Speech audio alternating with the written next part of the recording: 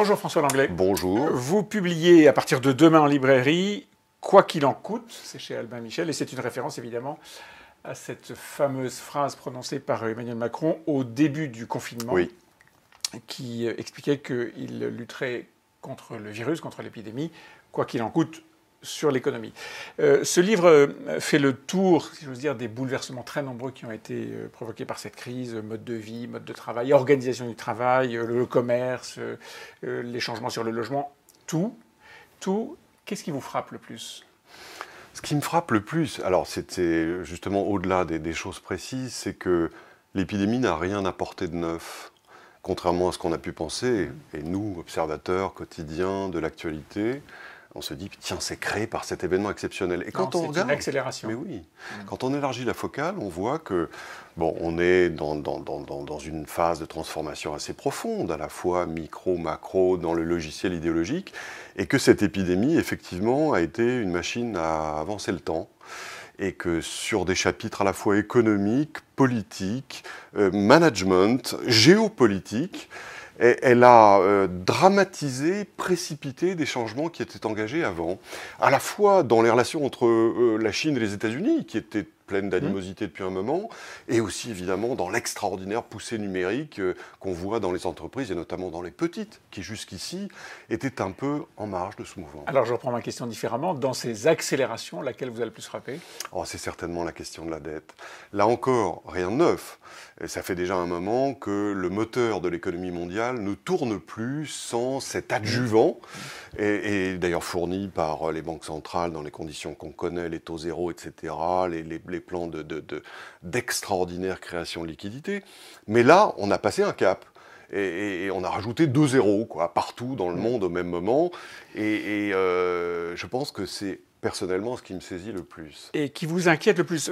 C'est un livre de ce point de vue assez pessimiste sur la dette en question. Vous dites par exemple qu'il n'y aura que 2 solutions pour en sortir, soit un krach, soit de l'inflation, de manière toujours brutale, ou en tout cas avec beaucoup d'inconvénients, d'effacer la dette. Il n'y a pas de troisième solution ? Si, il y en a une, mais qui n'est pas accessible, c'est la croissance. C'est la solution qu'on a utilisée après la guerre, par exemple. Mais alors, il faut se souvenir qu'après la guerre, on avait une inflation de 30 à 40% par an et une croissance de 7 ou 8. C'est-à-dire que le PIB nominal prenait 40 ou 50% par an. En 3 ans, on avait tué la moitié de la dette. Ça n'est aujourd'hui plus possible. Et tuer la moitié des rentiers. Oui, parce qu'évidemment, c'est ça qu'on entend beaucoup de voix éminentes, ou pas d'ailleurs, mais enfin beaucoup de voix qui nous disent « on ne remboursera pas ». Voilà, alors c'est une troisième ou une quatrième solution. Le défaut. La dette perpétuelle. J'ai du mal à y croire, parce que, à supposer que ça se mette en route... on pousse devant nous cette espèce de boule de neige. Il n'y a pas de raison qu'elle diminue, parce que si c'est facile, et on le voit d'ailleurs à l'occasion de ce budget, vous dépensez de plus en plus, et finalement vous arrivez à un moment où la confiance dans la monnaie est mise à l'épreuve.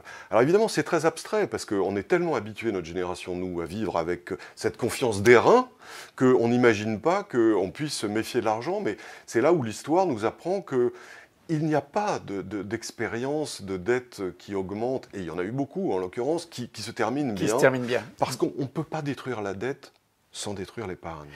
2800 milliards d'euros, c'est la dette qui est inscrite dans le projet de budget qui a été examiné en début de semaine là, par le gouvernement, et qui sera celle de la France l'an prochain. Quand on regarde les chiffres, c'est assez frappant. Le coût de la dette, ce que pèse la dette sur le budget, donc sur vos impôts, les miens, nos taxes, il est inférieur à ce qu'était le poids de cette dette il y a 10 ans, alors que la dette a été multipliée par 3. C'est vrai. Donc c'est vivable ? Non, parce que je pense qu'il faut élargir la focale.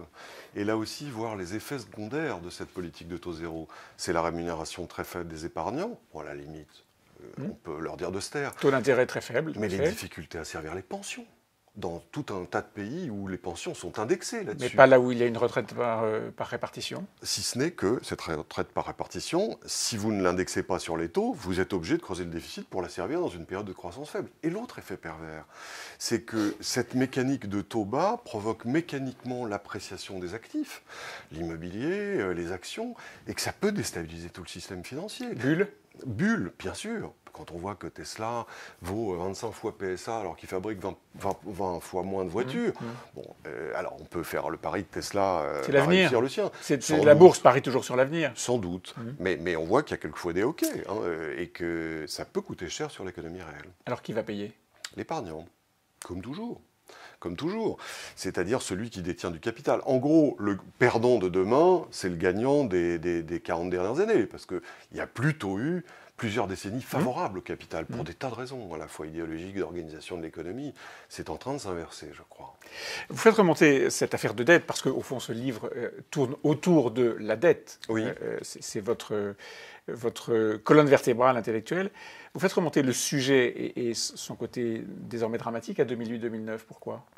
C'est le point d'inflexion, c'est le moment où justement on a dépassé un premier seuil. Hein. La dette augmente en France de 30 points du PIB. La crise financière. Aux crises financières, c'est d'ailleurs à peu près la moyenne dans tous les pays du monde. Et c'est le moment où justement on commence à se dire, mais finalement la dette est une solution pour ne pas payer tout de suite. Payons plutôt plus tard. Et depuis, on ne fait que perfectionner ce système avec les banques centrales qui sont évidemment à la manœuvre. Elles-mêmes détenant désormais l'essentiel de la dette, ou en tout cas une partie très significative, très importante dans les pays anglo-saxons, un petit peu moins en Europe pour les raisons qu'on connaît. Mais c'est ce moment-là où, conceptuellement, on se désinhibe un peu. Alors, il y a évidemment des pays qui freinent, l'Allemagne, mais vous voyez que l'Allemagne a changé de pied. Elle a un peu lâché le frein, en effet. Ouais. Ah oui. Avec cette conversion d'Angela Merkel que vous décrivez avec toute la surprise que ça avait provoqué au moment où elle s'est produite. Bien sûr. On peut s'interroger d'ailleurs, pourquoi est-ce que l'Allemagne change? Et c'est vrai qu'il y a à la fois des raisons, je pense, qui tiennent à la perception qu'elle a d'elle-même. Elle se voit désormais comme le patron. Et elle n'hésite plus à le faire. Le patron, il peut payer de temps en temps pour aider les autres. Mais évidemment, ce qu'on ne comprend pas en France, on imagine que c'est la victoire d'Emmanuel Macron qui l'a convaincu. Peut-être pour partie vrai, à la marge. Mais le sujet, c'est que ça affirme, ça confirme la suprématie allemande dans cet ensemble de l'euro. De ce modèle et de sa puissance industrielle. Vous avez employé le mot, au détour d'une phrase au début de notre entretien, le mot politique. Et vous dites dans votre livre, tout est prêt aujourd'hui pour l'avènement d'un boulanger des temps modernes. Vous faites référence au général Boulanger qui, il y a plus de 100 ans, avait défrayé la chronique en étant une sorte de populiste avant l'heure, et qui avait beaucoup troublé le système politique. On aura un Boulanger en France, un général Boulanger? C'est possible, on est dans un moment où ce danger existe. C'est-à-dire où tout le système, l'offre politique traditionnelle est en train de dépérir. Hein. La victoire d'Emmanuel Macron en était évidemment le signe. Mais il n'est pas populiste. Non, mais d'un certain côté, il reprend des choses du populisme, ni droite ni gauche, je suis en dehors du système, etc. Alors, il le fait à sa façon, c'est-à-dire qu'il ramène les électeurs dans un cadre démocratique. Dans un système. Absolument. Bon, on va voir ce que donne 2022. Vous citez Bigard, vous y croyez? Non. Mais c'est un symptôme. Le fait que... on a eu Coluche il y a 30 ans. Mais dans des circonstances bien différentes, où à l'époque, justement, il y avait une offre politique alternative qui a canalisé les mécontents. C'était le programme commun de la gauche, qui a d'ailleurs gagné en 80. Aujourd'hui, il n'y a plus ça dans la politique traditionnelle. Donc Bigard, non, mais un autre Bigard? C'est possible. Cela dit, je pense quand même que c'est une secousse liée à la transition.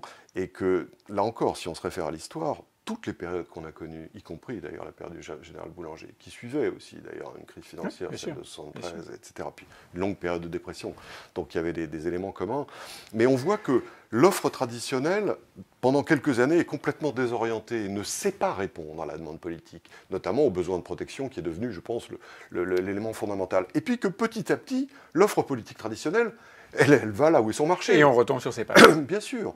Et c'est pour ça que je suis pessimiste à court terme, court-moyen terme, mais je pense que tout ça témoigne quand même de transformations qui devraient déboucher sur une nouvelle organisation de l'économie et aussi un nouveau modèle de croissance avec des réserves de carburant sur les technologies. Et donc vous êtes optimisme à long ou très long terme. Merci François Langlais. Merci à vous. Quoi qu'il en coûte, chez Albin Michel, un livre qui est à partir de demain en librairie. Merci. Merci.